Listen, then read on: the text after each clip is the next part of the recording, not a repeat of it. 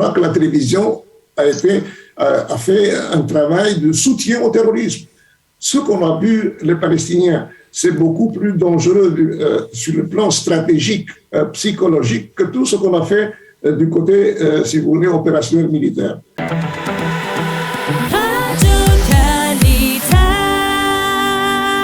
Nous sommes en ligne avec le docteur Eli Carmon. Eli, bonjour, Boker Tov.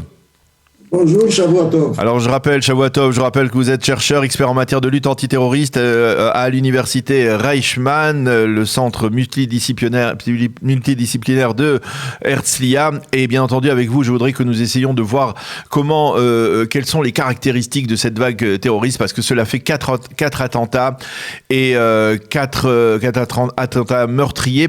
Quels sont les paramètres que vous remarquez qui sont peut-être un peu particuliers dans cette vague d'attentats?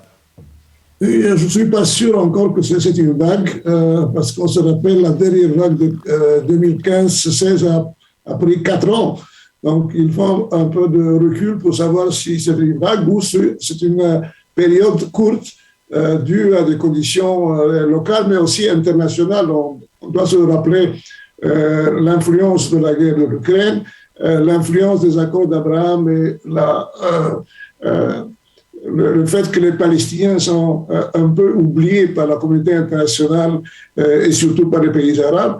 Et tout cela dans une période très sensible du Ramadan et les fêtes juives du de Pâques et les fêtes chrétiennes.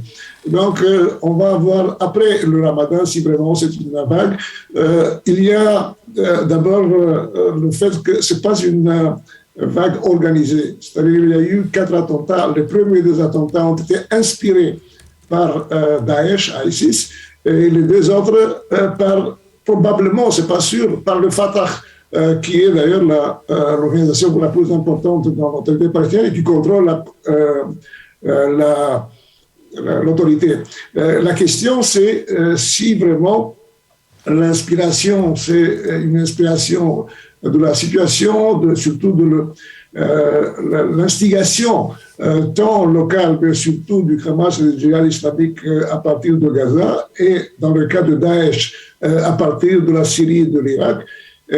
Et par exemple, c'est très important de savoir si le fait que des gens de Fatah sont impliqués, et surtout qu'un ancien chef de la police palestinienne, son fils, non seulement a été impliqué, mais lui, il a pris la responsabilité dans un certain sens, je crois, et peut-être même été l'instigateur. Mais le fait que ça se trouve, ça s'est concentré à la ville de Jenin, qui est connue comme une ville très extrémiste, où il y a une infrastructure très importante, non seulement du Fatah, mais aussi du djihad islamique. Il semble peut-être que pendant les dernières années, il y a une sorte de coopération. Et moi, je dirais peut-être on est en une période de symbiose entre le Fatah et le djihad islamique. Et cela est dû aux conditions historiques, socio-économiques de cette ville.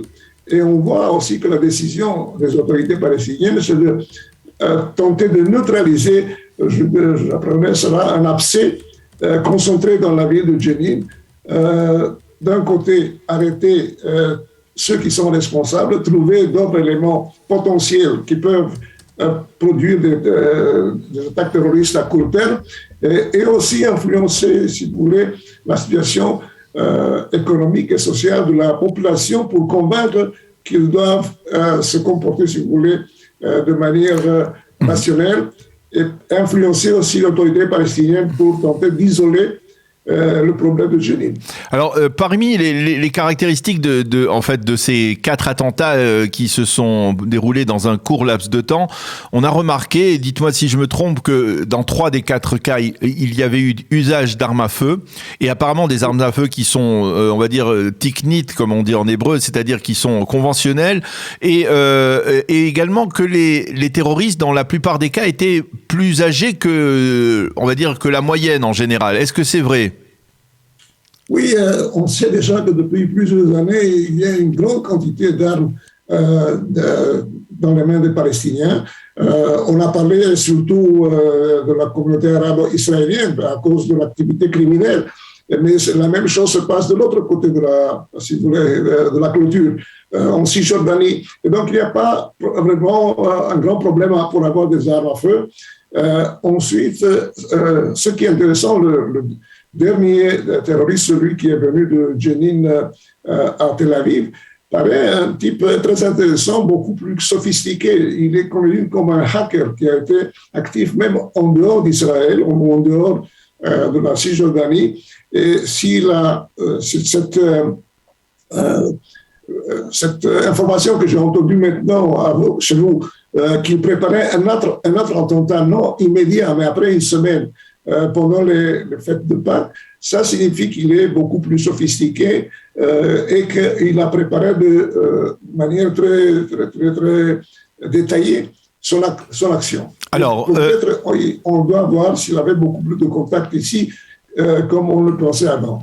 Alors, on doit se poser la question, comment tenter de juguler cette vague terroriste? Il y a effectivement des forces qui agissent, même à l'heure où on se parle, à l'intérieur de Jenin pour démanteler des cellules terroristes. Mais est-ce que on entend parler, bien entendu, et ce matin je le mentionnais dans le premier journal d'information, de la barrière de sécurité, de la nécessité de colmater la barrière de sécurité? Est-ce que finalement, c'est pas une sorte de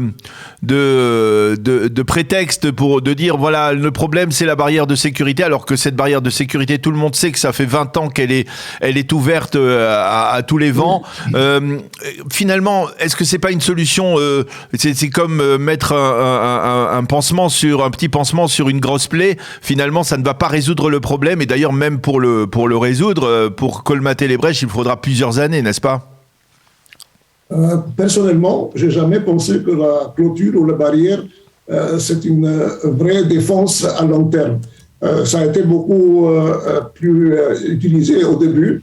La question des brèches, c'est une question, je dirais, de politique économique des deux côtés. C'est une décision du gouvernement de ne pas fermer ces brèches pour permettre l'entrée de dizaines de milliers de travailleurs illégaux pour soutenir non seulement l'économie de l'autorité palestinienne, mais aussi l'économie israélienne. Et non seulement cela, si on fait attention, pendant des années, on n'a rien fait pour prolonger la barrière vers Beersheba. C'est-à-dire qu'il y avait un côté sud de la barrière qui était complètement ouverte. Et quand même, on a eu relativement très peu d'attentats à Beersheba. Ce qui signifie que ce n'était pas, et non seulement cela, mais là, il y a une communauté bédouine très importante. Il y a beaucoup de déserts. Donc, on aurait pu pénétrer beaucoup plus facilement à partir de cette partie sud du pays. Dans le passé, le service de sécurité et la police pensaient que la barrière arrêtait les terroristes pour une heure et demie parce qu'ils devaient passer par Jérusalem. Mais je crois qu'on a vu aussi dans le sud, on peut utiliser des missiles, on peut utiliser des petits drones. On a tenté d'utiliser même de Cisjordanie des tunnels.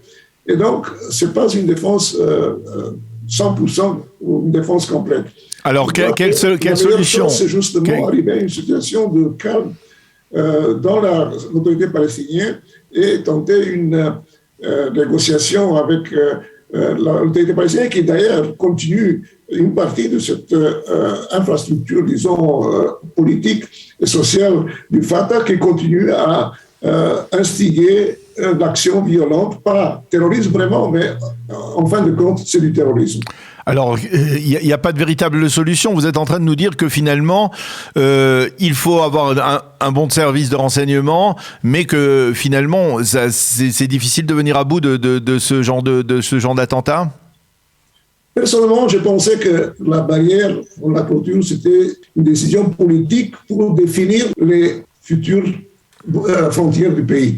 Ça a été, je crois, la décision du Premier ministre Sharon, qui d'ailleurs a reçu cet héritage du parti labouriste, qui avait décidé, Rabin, je crois, de faire la clôture, et aussi de la pression du public israélien. Dans ce sens, la barrière ne peut pas produire une défense à 100%. Si on avait investi je crois que ça doit être au moins 5 ou 6 milliards de shekels, sinon plus, beaucoup plus, oui, dans l'activité, si vous voulez, offensive, dans le développement de la technologie pour tenter d'arrêter ce genre de cette vague. Par exemple, ce qu'on a fait au début de la vague de 2015, c'est-à-dire utiliser le SIGINT, le monitoring de toute le rideau, si vous voulez, l'Internet, Facebook, Telegram et tout ça. Je crois que le résultat serait le même. Alors j'ai une dernière question à vous poser, docteur Eli Carmon. On a vu le jeudi soir, des millions d'Israéliens ont vu cela à la télévision en direct, les forces de sécurité à la recherche du terroriste, chercher de maison en maison le terroriste, et tout cela a été filmé avec des journalistes au milieu. Ça a été très vivement critiqué, et même la police et Tsahal ont critiqué cette présence, on va dire, médiatique. Vous pensez qu'effectivement, dans ce genre de situation, il faut absolument mettre de côté la presse, les médias, il faut laisser les forces de sécurité travailler? Malheureusement, ça n'a pas été...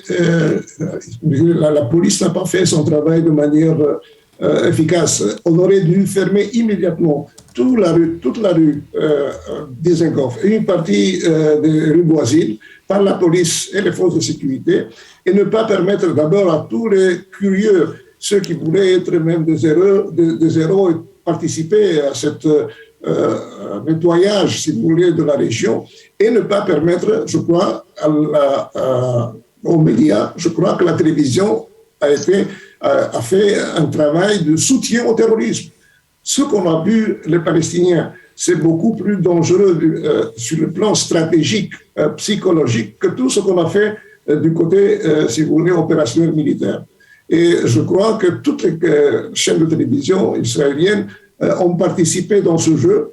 Et on entend déjà des voix qui demandent de repenser ce qu'on a fait d'ailleurs avec notre institut, avec les éditeurs des médias en 2002-2003.